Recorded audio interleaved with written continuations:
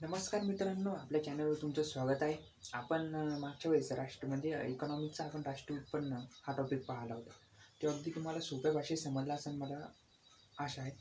पण आता आपण दुसरा टॉपिक पाहणार आहोत, दारिद्र्य म्हणजे पॉवर्टी. पॉवर्टी म्हणजे काय? एकदम सोप्या भाषेत आपण शिकूया पॉवर्टी. आणि हा जो टॉपिक आहे हा तुम्हाला राज्यसेवा, MPSC राज्यसेवा किंवा कंबाईन ग्रुप बी, ग्रुप सीमध्ये तुम्हाला अतिशय महत्त्वाचा टॉपिक आहे. हाय स्कोरिंग टॉपिक आहे. आणि ह्या टॉपिकवर क्वेश्चन असतात दरवर्षी, हे लक्षात घ्या. आणि ह्या टॉपिकवर आयोग कोणत्या प्रकारे क्वेश्चन विचारतं हे पण आपण डिस्कशन करणार. जसं जसं मी शिकवीन तसं तसं आपण डिस्कशन करू. कोणत्या याच्यावर जास्त क्वेश्चन येतात ते आपण पाहू. ओके, आपण स्टार्ट करू हा टॉपिक. दारिद्र्य नेमकं. आता सगळ्यात पहिले बेसिक कन्सेप्ट म्हणजे दारिद्र्य म्हणजे काय हे समजून घ्या. दारिद्र्य म्हणजे काय की मूलभूत गरजा न भागवता येणे. मूलभूत गरजा न भागविता भागविता भागविता मूलभूत गरजा न भागविता येणे.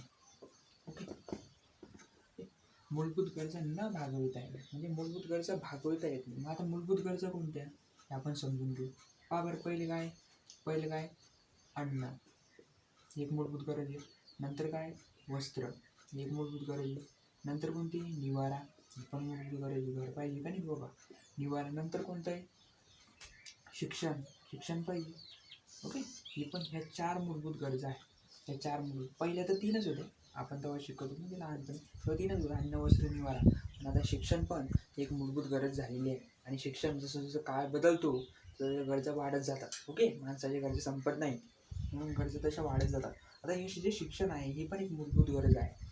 निवारा, वस्त्र, अन्न हे पण मूलभूत गरज आहे. ओके, तर ते इंटरनेट पण मूलभूत गरज झाली. प्रत्येकाजवळ मोबाईल आहे आणि इंटरनेट खूप महत्त्वाचं आहे असं आहे.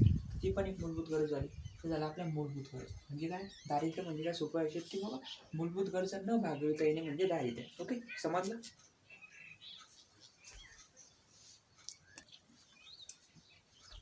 आता तुम्हाला समजलं असेल की बाबा दारिद्र्य म्हणजे काय हे तुम्हाला समजलं असेल. ओके, मग आता आपण पाहू की बाबा आता सरळ आपण रॅगनर नॉर्स लक्षात द्या. जो रॅगनर नॉर्स होता ना,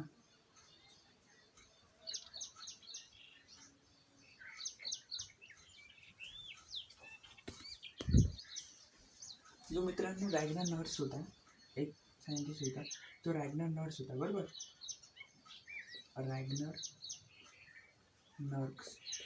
रॅगनर नॉर्स होता. त्यानं काय केलं म्हणजे एक दुष्टचक्र मांडलं. दुष्टचक्र पण तुम्हाला समजून सांगतो. एक काय मांडलं त्यानं, दुष्टचक्र मांडलं. दुष्टचक्र, त्याला आपण दुष्टचक्र म्हणतो.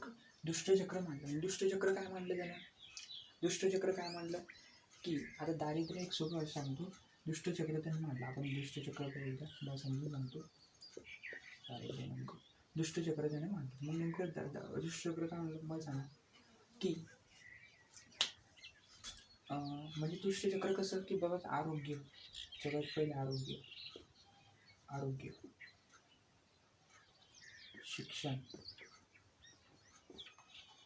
शिक्षण नाही, आणि त्याचं जो कौशल्य पण नाही त्याला आपण काय म्हणतो दारिद्र्य दुष्टचक्र.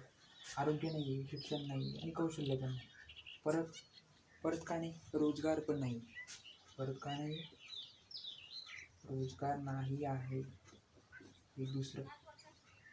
तिसरं काय, खरेदी म्हणजे मला सांगा रोजगार नाही. मग मला सांगा दारिद्र्य काय, ते आरोग्य शिक्षण नसलं, त्याचं आरोग्य चांगलं नसलं, तर कौशल्य नसलं, त्यांची स्किल नसली तर तो रोजगार भेटणार आहे का नाही भेटणार, तो अनएम्प्लॉयमेंट बेरोजगार आहे. मला सांगा ते खरेदी करू शकतो काही खरेदी करू शकतो तो खरेदीच करू शकत नाही. काही खरेदी करू शकतो का, नाही करू शकत. ओके, म्हणजे त्यानं खरेदीच काही केली नाही. त्याचं जो अन्न पण नसणार, वस्त्र पण नसणार आणि निवारा पण नसणार. सोपं आहे ना, निवारा पण नसणार. हे झालं तुमचं काय, दारिद्र्याचं दुष्टचक्र. आपण याला काय म्हणतो, दारिद्र्याचं दुष्टचक्र म्हणतो. समजलं, टॉपिक समजला. परत एकदा समजून सांगतो. दारिद्र्य पॉवर्टी काय की आरोग्य व शिक्षण. एखादा व्यक्ती, सपोज एक व्यक्ती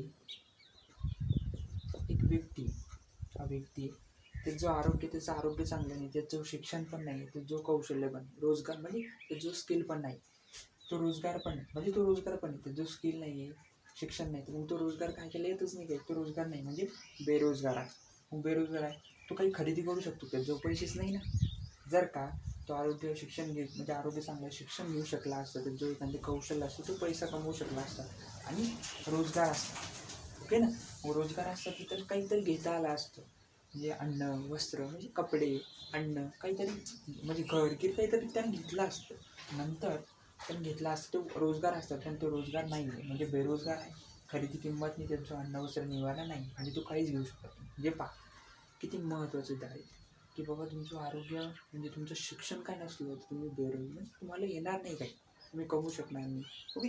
म्हणून एक महत्त्वाचं हे दुष्टचक्र आहे दारिद्र्याचं. असं कोण सांगितलं? रॅग्नर नॉर्स यांनी सांगितलं. रॅग्नर आता क्वेश्चन MPSC कशा विचारते की बाबा खालीलपैकी दारिद्र्याचं दुष्टचक्र असं कोण सांगितलं? तो होता रॅग्नर नॉर्स. हां, इम्पॉर्टंट आहे PYQ पण आहे लक्षात, इम्पॉर्टंट आहे PYQ पण आहे. रॅग्नर नॉर्स आहे. ओके.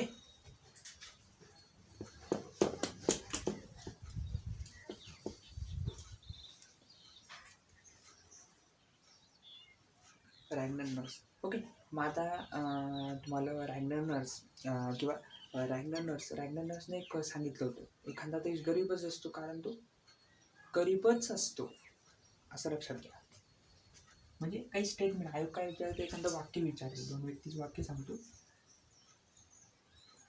रॅग्नर नॉर्सचं एक वाक्य सांगतो तुम्हाला, एक इम्पॉर्टंट आहे. रॅग्नर नॉर्स काय म्हणतो की एखादा देश म्हणजे काय गरीब देश म्हणजे काय गरीबच आहे म्हणजे गरीब देश गरीबच असतो. लक्षात घ्या, गरीब देश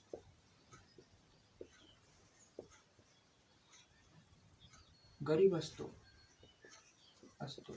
कारण तो गरीबच असतो. एखादा देश गरीब असतो म्हणजे गरीब देश गरीबच असतो. म्हणजे एखादा देश गरीबच असतो कारण तो गरीबच असतो. गरीबच असतो.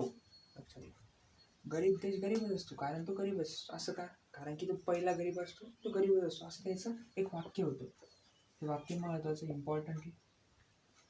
PYQ विचारलेलं आहे, वाक्य महत्वाचं आहे, राहू दे ना. आणि दुसरं वाक्य होतं एम स्वामीनाथन.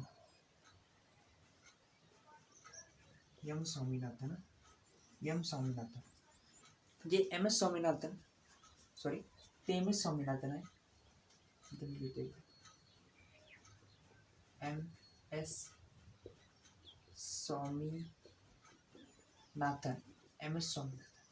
MS स्वामीनाथन म्हणायचे. त्याचं मत होतं दारिद्र्याचं समुद्राचा बेट म्हणजे आपण असं म्हणू शकतो दारिद्र्यरूपी समुद्राच्या बेटावर आपण दारिद्र्य रूपी त्याचं वाक्य होतं की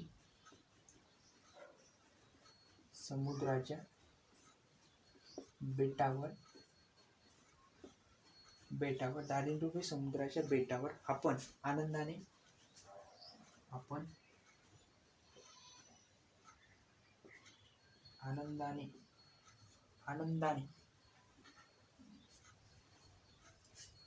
आनंदाने जगू शकत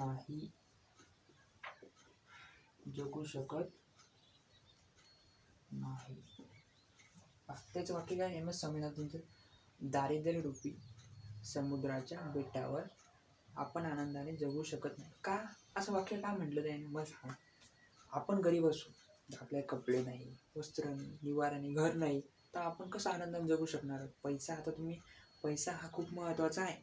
आपण म्हणतो पैशाने आपण सुख विकत घेऊ शकत नाही, आनंद विकत घेऊ शकत नाही असं आपण वाक्य म्हणतो. पण पैसा महत्त्वाचा आहे कारण की पैसा आपल्याला सुख किंवा दुःख पण देतो. ओके. सुख देतो पैसा, आपल्याला सुख देतो आणि किंवा दुःख पण देतो. म्हणजे पैसा नसल्यावर आपल्याला दुःख असते. ओके. म्हणून दुःख पण देतो म्हणजे आनंदी नसतो आपण. म्हणजे त्याचं वाक्य काय MS स्वामीनाथनचं? दारिद्र्य रुपी समुद्राच्या बेटावर आपण आनंदाने जगू शकत नाही. ओके, हे समजलं. पहिलं वाक्य रॅग्नर्स, हे 2 वाक्य या आयोगानं अजून विचारलं नाही, पण विचारू शकते बाबा, थोडंफार असू द्या की बाबा दारिद्र्य रुपी समुद्राच्या बेटावर आनंदाने जगू शकत नाही असं वाक्य कोणी म्हटलं? MS स्वामीनाथन आणि रॅग्नर नर्सन काय गरीब देश गरीब असतो कारण तो गरीबच असतो. हे 2 वाक्य, हे स्टेटमेंट महत्त्वाचे आहे. ओके, त्याच्यानंतर आपण जो टॉपिक म्हणजे त्याच्यानंतर आपण जो कन्सेप्ट डबल क्लिअर करू की आता आपण पाहणार रिलेटिव्ह पॉवर्टी. लक्षात घ्या, 2 टाईपचं असतं पहा. एक असतं 2 टाईपचं एक दारिद्र्य असतं. ओके, 2 टाईप्स असतात दारिद्र्याचे, 2 प्रकार असतात. आपण 2 प्रकार सांगतो, नंतर मी तुम्हाला त्याचे कन्सेप्ट. 2 प्रकार असतात. पहिला प्रकार आहे सापेक्ष दारिद्र्य आणि